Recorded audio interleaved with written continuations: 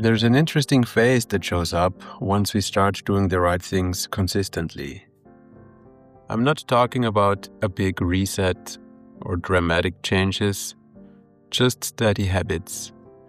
Training regularly, sleeping better, eating in a way that supports energy instead of mood, showing up without trying to prove anything. And what's surprising is that this phase often doesn't feel exciting. There is no emotional spike, no clear moment where things suddenly feel worth it.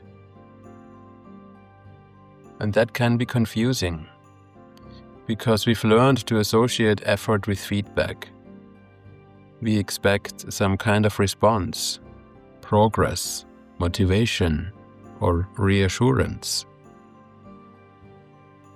But in this phase, the response is quiet. Nothing feels wrong, nothing feels particularly right either. And it's easy to misread that neutrality, to think something is missing, or that motivation should feel louder than it does.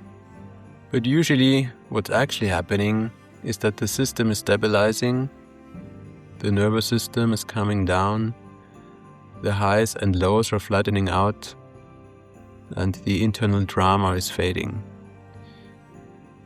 And when that happens, progress doesn't need attention anymore.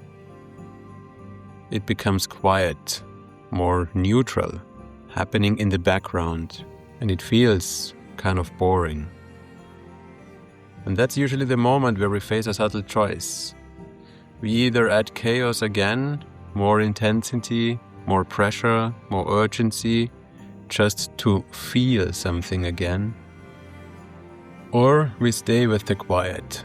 We trust that consistency doesn't need to be loud to be effective. Doing the right things without feeling immediately rewarded isn't a failure phase. It's often the point where things stop being performative and start becoming structural. The habits are no longer there to motivate us, they're there to support us. And that's harder to celebrate. But it's usually the exact kind of progress that is sustainable. The reward doesn't need to be loud. Before you go, I have a question for you. Where have you noticed this phase in your own life? Training, work, or somewhere else? Let me know in the comments. And thank you for listening to this episode of Run and Reflect.